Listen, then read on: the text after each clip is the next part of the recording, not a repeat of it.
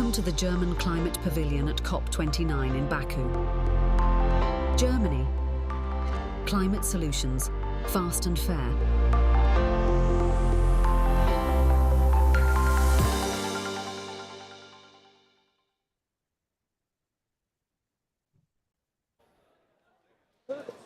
Willkommen im deutschen Pavillon. Welcome to the German Pavilion on day 3 of the World Climate Conference. I'm Nikolai Fichtner, speaker for the German Development Ministry. A warm welcome to this press conference, which focuses on how to mobilize private investment in climate finance. Podium hier Achim Steiner, Leiter Achim Steiner, head of the United Nations Development Program, is with us today, and Jochen Flasbarth, State Secretary at the German Development Ministry. The conference will be held in German and in English. If you need translation, please raise your hands. There are headphones and there's English translation on channel 3. Okay, I see one colleague who needs a headphone. There is time because we start with Achim Steiner in English. Thank you very much. Yes, microphone is on. Good morning. I will address you as head of the United Nations Development Program. Very grateful to State Secretary Jochen Flasbarth for an opportunity for BMZ and UNDP to speak to you as the world of media in the early phase of this climate conference here. I've been looking at the headlines coming out of Baku and how the world, through the lens of journalists and observers, is at the moment reporting on Baku. Let me try and offer a few perspectives that begin, first of all, with drawing attention to Secretary General Antonio Guterres' address to the COP yesterday.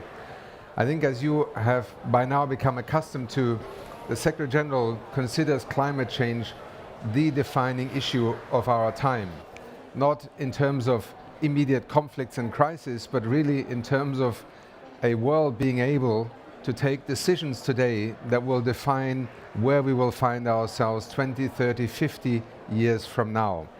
His appeal to the parties yesterday was essentially an appeal to stay together, to take the Paris Agreement not as a perfect blueprint for the future, but as a highly relevant and highly functional platform on which the world has been able to both advance and work together. And in these uncertain, geopolitically disrupted and also tense times, to also come out of Baku with commitments that maintain not only the spirit, but also the letter and the intent of the Paris Agreement. As head of UNDP, I would like to share with you, and also in the presence of Jochen Flasbarth, because we share, in many ways, a certain instinct where we often feel we have to remind people of what is actually happening in the real world, because the statistics on climate change remain extremely frightening. Where the science tells us we should be, we are not. Where the science is telling us we may no longer be able to get to, we know that 1.5 degrees is almost out of reach. Some scientists are saying it is too late. I do not believe that out of this COP the message is it's too late. The Paris Agreement is not working. The decision of major players within the convention that will unfold over the next few months may cause further stress to those who believe that we have to advance on climate action together. Let me remind you for a moment that we are here at COP29. Almost 3 decades of the United Nations facilitating a platform where countries have increasingly been able to agree, first of all, on the centrality of addressing climate change together because of the nature of the threat that it represents. Secondly, through Kyoto Protocol and then Paris Agreement, and many of the very difficult negotiations that have also led, for example, to the establishment of the Loss and Damage Fund that is now essentially operational. And surprisingly, in less than 2 years, this decision has been acted on, and it has been capitalized, not least also through the very significant strategic and important contribution that Germany made during the announcement in the Emirates when the COP was hosted at COP28 with $100 million. And the capitalization now stands at around $800 million. The fund is ready to start operating. Many decisions along the way have been taken. But ladies and gentlemen, I also would like to give you some reasons to be confident that in these difficult times, what we're actually now looking at is a world that is without any doubt, transitioning towards a clean energy economy. And interesting enough, we are no longer in that era where this was the privilege or the perceived advantage of the wealthy, industrialized, rich countries. Some of the most dramatic shifts in energy matrix towards clean energy are happening today in developing countries. In some of the major emerging economies, whether it is India that will just in the next 4.5 years add another 350 gigawatts of clean energy capacity, whether it is China, where every second vehicle this year that is being sold is either an electric vehicle or a hybrid, or whether it is Brazil's NDC that it just presented here, that 10 years ago would have been very difficult to imagine Brazil stepping up as a proactive leader in the negotiation phase and putting its own economic pathway on an unquestionably zero carbon, net zero transition as an economy and as a nation. We have also seen the United Arab Emirates, we are seeing Azerbaijan, and we are seeing a growing number of countries being able to see the future of acting on climate change, not only in threat multiplier terms, in terms of risks, but actually increasingly an NDC is becoming a blueprint for national development strategies. So let me end by also drawing attention to one more interesting development yesterday. Here in Baku, we saw a new alliance, a new forum being launched, the G0 Forum of Carbon Neutral, Carbon Negative countries, led by the Kingdom of Bhutan together with Suriname, Madagascar and Panama. These 4 countries have formed an alliance that wants to draw the world's attention to the fact that they consider themselves today to be a net zero, carbon negative economy already. These nations need our support.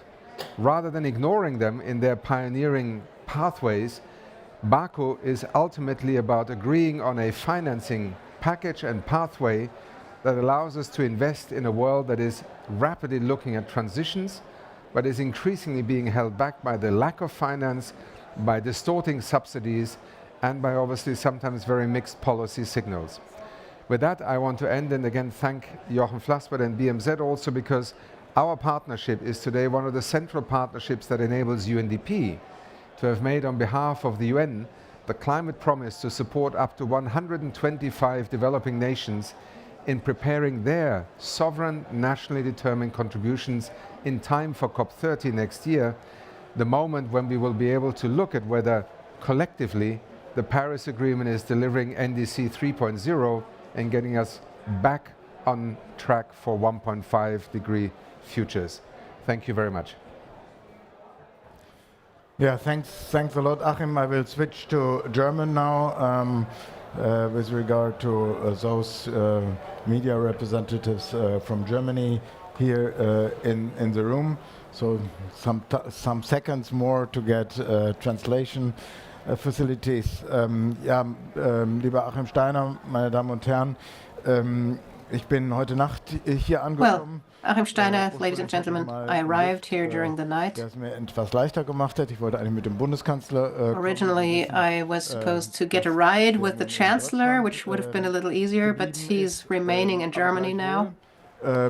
Yet, deutlich gemacht hat, dass vollständig he has pointed out that he stands he's fully behind the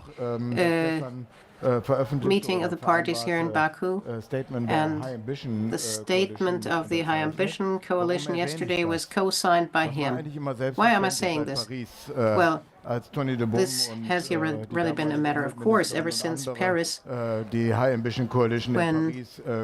Tony DeBow and others founded this High Ambition group. Germany was always part of it at the ministerial level and at the chancellor's level, and it wasn't the case in Dubai. Well, what could I say? We have reduced the complexity of the German government a little bit. I'll admit we have also lost our majority, but this is now making it possible for us to sign such declarations again. The German Chancellor, just like the other heads of state and government, fully supports this endeavor. And last year we had a domestic dispute about this, that we have to become more ambitious on mitigation too, which is part of the logic of the Paris Agreement. We all knew at the time that the approach of NDCs would not automatically lead to to reaching 1.5 degrees.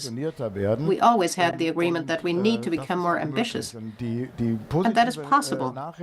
The good news is, or the positive message that I want to send is, we have a lot of complex discussion that we need to engage in, especially on finance, yet I am fairly confident because I have confidence in the private sector. And in 2024, this is an important message. You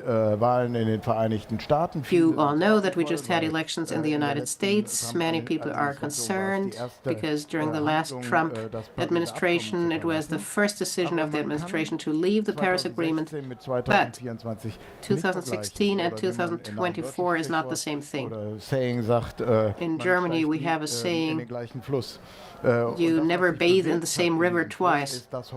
What has moved on in that river is that today climate technologies and renewable energy technologies are in a totally different position and have totally different economics and economies of scale, so that many countries in the world, including incidentally the United States, have shifted to a point where these energy forms are the more attractive and viable ones.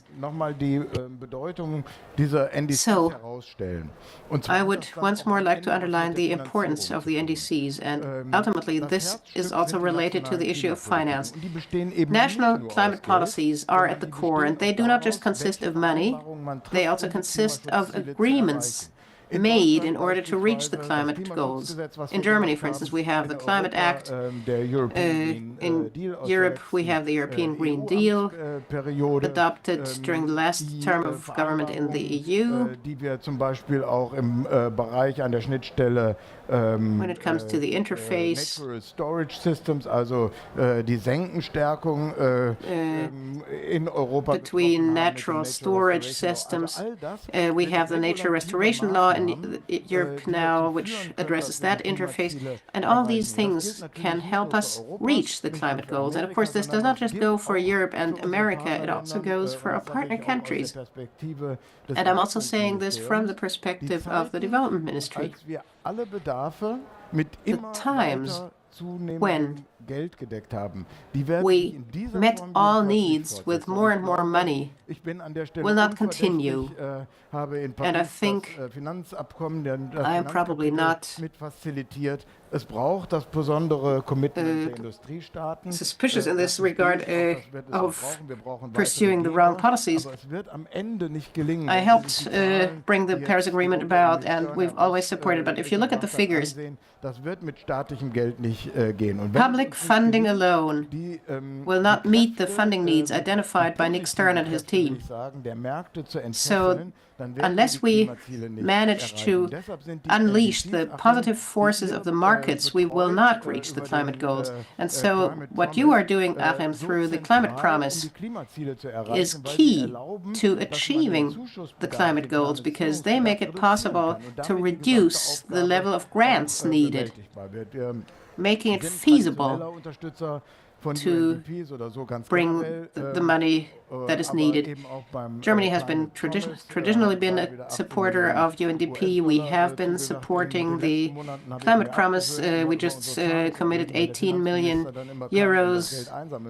Just recently, I have stopped talking about figures because our finance minister would always come and try to get the money back from us. But now I'm able to say again that we are committing funding, because we need this effective mechanism. Very briefly, let me give you some examples of how we use this mechanism, these mechanisms to mobilize funding. At the Hamburg Sustainability Conference, which was co-hosted by Germany, the UNDP, the City of Hamburg, and the Michael Otto Foundation, had a focus on this. In South Africa, we have a Just Energy Transition Partnership, and in addition to the support we're providing to expanding renewable energy generation in very practical ways, the JETP in South Africa has a key feature, namely changing the regulatory environment. Germany ein sogenanntes politikbasiertes Darlehen gegeben dafür, dass gave a policy-based loan to South Africa to help South Africa change its energy legislation. So what did they do? They made sure that there would be discrimination-free access for feeding power into the grid. So anyone who sets up a wind power system has a right to feed that power into the system, into the grid. The same goes for solar panels. They didn't have that before. And when that happened, and President Ramaphosa has my great respect for this, just a few days before elections, he brought that through the second chamber of parliament. What other country has that political power? Sometimes I've been missing that in other countries, including my own. So he got that through, and now every investment in renewable energy has a good business case. Given the wind and solar capacities in South Africa, they won't need another cent in development assistance to bring these installations to the grid. And there's a second point which played a big role in Hamburg. This is a more systemic approach. We need to make headway on financial markets. We did that, for one thing, through the World Bank reform, which Minister Svenja Schulze and Janet Yellen as US Finance Secretary brought forward together to focus World Bank lending more on global public goods. Ich meine, der Slogan, der neue Slogan ist so kurz und brillant, ja? The new slogan of the World Bank is short and brilliant. On a livable planet. Und diese fighting poverty and hunger on a livable planet. And this on a livable planet is making a difference. And this is translating into figures because the World Bank will be changing its lending policies. What we launched in Hamburg was the Hamburg Sustainability Platform, because in many conversations with major investors, such as insurance companies, but also sovereign funds and other major investors, we understood that investment in renewable energy, climate technology, sustainability products in general often tends to be too complicated and too fragmented. So that's interesting for niche investors, but not for the large investors. So you need standardization. We worked with KfW to make that happen. The foundation of Allianz Insurance Company is on board. Canadian Pension Fund is on board. So at the next Hamburg Sustainability Conference, we will sign agreements on this. And this is projected to generate billions in investments in sustainability and, very importantly, in climate neutrality. This is what I mean when I say in order to reach the major financing targets. Of course, we need to look at traditional donor support. We need to look at potential other donors, such as China.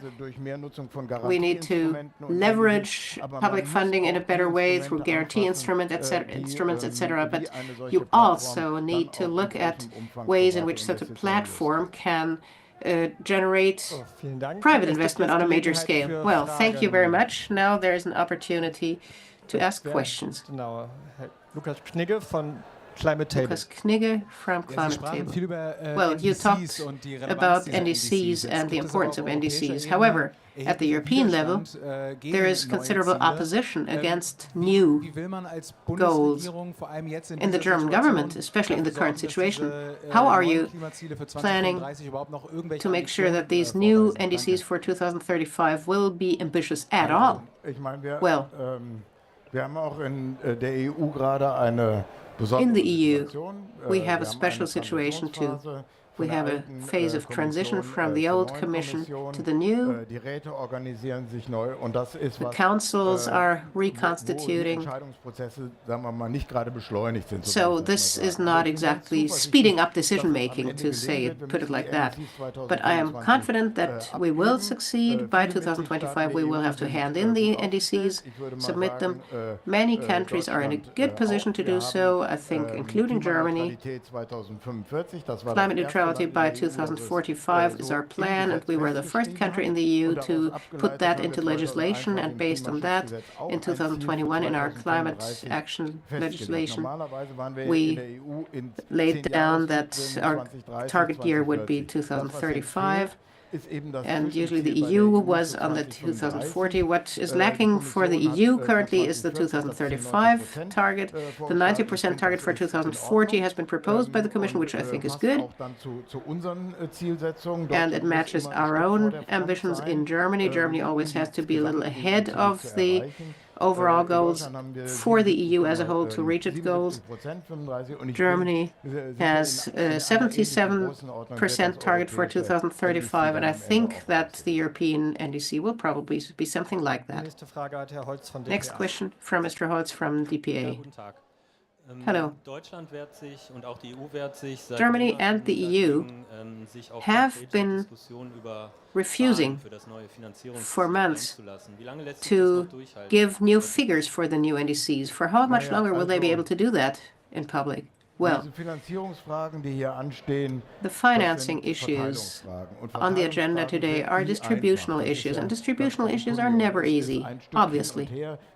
So there's some back and forth and some giving and taking, and from my point of view, it's totally understandable, and I have often negotiated these things on behalf of presidencies, most recently in Montreal for the biodiversity target. And you never start with figures. Those who are demanding money, yes, but the others tend to be more reserved. And I think it's quite appropriate that we commit to saying a future investment target in terms of investment financing should look at investment needs in total, like the External Investment Group has done. What is really needed? And then you look at what can traditional donors do, what can other donors do, how can we use public funding more effectively to leverage public and private capital, and then private investments come in. And we should not only look at this in a north-south perspective, but also take a look at the national investments. What are countries doing domestically, developing and emerging economies, like we did for the biodiversity? And once you do that, of course, there will be a negotiation about how much solidarity support should there be, or if you don't say it in terms of solidarity, but just in terms of responsibility, because the industrialized countries, but now also many emerging economies, have contributed to climate change. I can add a bit here. As the State Secretary, Mr. Flasbarth, has to argue his negotiation position and explain it. But as the representative of the United Nations, I would like to take a broader look.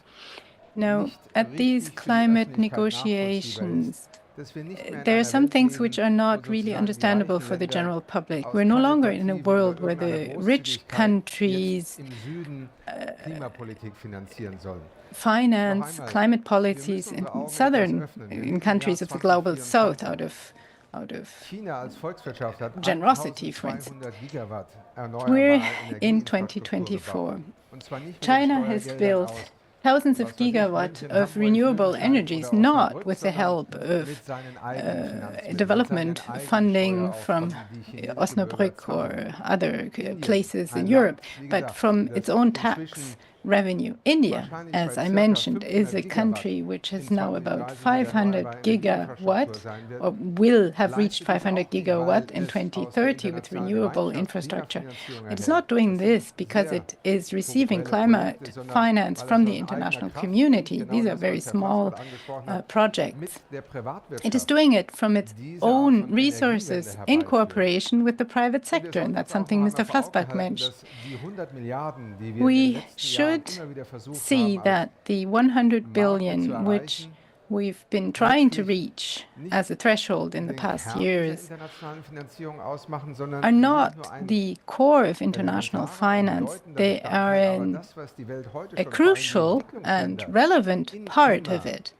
But what developing countries and emerging economies are already investing in mitigation and adaptation, two very different approaches, are many times higher than what we're discussing in terms of transfer finance. So my point is we should take a broader approach, moving out of a mindset where somebody is trying to take something from us to be able to finance climate action, but we should see that there are other options of leveraging finance, hybrid instruments, the private sector, etc. This will help us to mobilize many times the amounts that are being invested in developing countries and which could be invested there. The NDCs will lay out what the countries will commit to doing from their own resources. Now, there are other approaches which will help us to get further. So if we do not manage to have NDCs next year, which bring us closer to 1.25, then the work we're doing in this climate environment will lose importance. Now, we're talking about figures such as the 1.3 trillion which China presented. Now, of course, you can react by saying, well, that's impossible, but we're not negotiating 1.3 trillion tax funds from the industrialized countries. This is about public and private finance taken together. Now, if this seems like an astronomical sum to you, let me put this into perspective. It is not completely rocket science. 3 trillion, that's the estimate, could be invested into new infrastructure. 2 trillion of this will be financed through renewables. So this is more than 50% of the 3 trillion, which are already being invested into renewable energy infrastructure. But there is a problem. Last year, Africa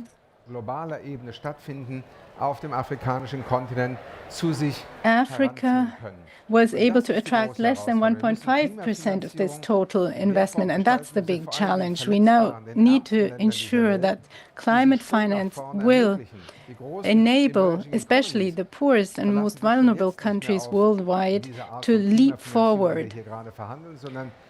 Many countries are no longer relying on the kind of climate finance we're negotiating here. They're already seeing the need that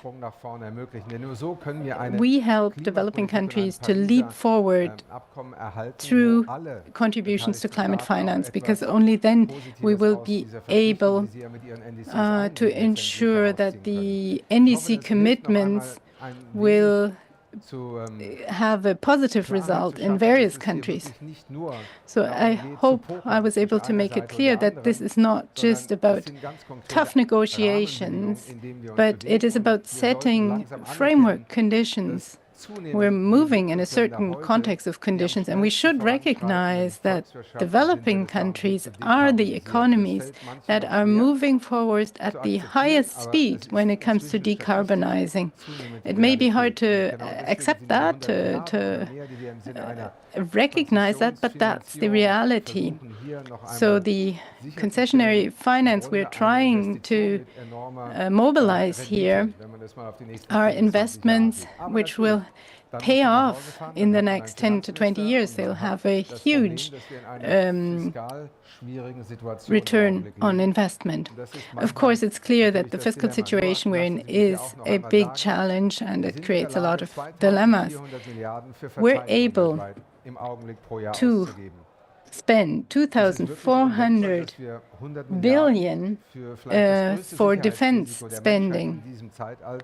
Yet it is clear that we need to mobilize forces together to tackle this huge challenge of climate change, and I think it's possible. Now, the coalition ambition that was published, that was agreed, happened today, and you can find it online. Now, there's a question for both. The Global South is saying that private capital, as Mr. Flasbarth mentioned, is absolutely needed. It's not committed. It could be made available. So there's a gap. And you're saying we need to have innovative funding. At the core, we need publicly funded resources, but that creates a lot of discrepancy. Now, the second question is it realistic to expand this goal, something that Germany is aiming to do at this conference? Is that realistic for this conference?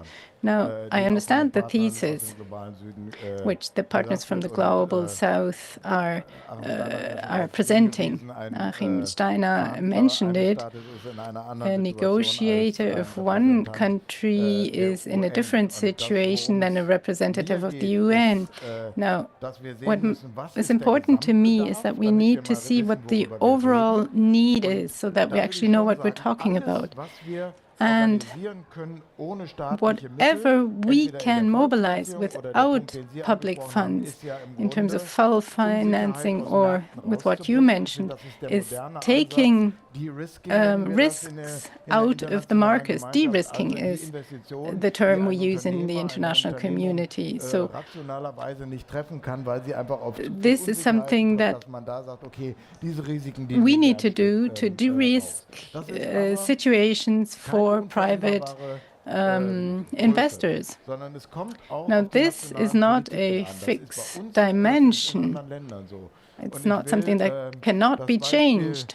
And that's the same in our country and in other countries. Let me give you the example of Namibia, where the former president set the course very explicitly, saying we're a country with a lot of solar power and wind, and we want to make that the basis of our economy. And he set the course to build up a huge green hydrogen economy in Namibia. That's nothing we told them to do or we showed them to do. It's their own rationale, their own reasoning and smart policy making. Now, Namibia can make energy fall progress much faster. It will benefit, we all will benefit, because more green hydrogen will be available on international markets, which we also need to transition our systems. So that's how efforts are fitting together. A lot of partner countries are doing more than is actually visible. A first step would be to make all of what is happening visible without putting it into, formalizing it into commitments. So this could show what even weak economies are already doing for the international climate. Mr. Steiner has to go to a next meeting. Thanks for joining us today.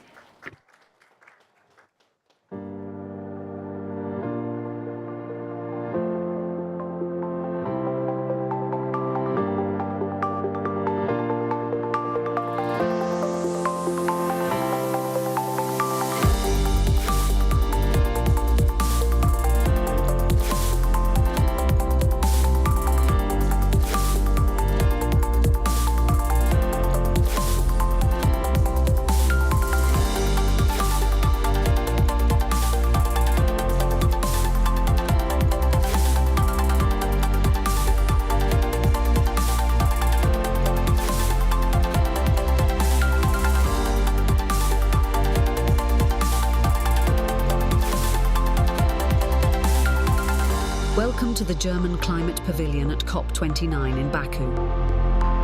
Germany. Climate solutions, fast and fair.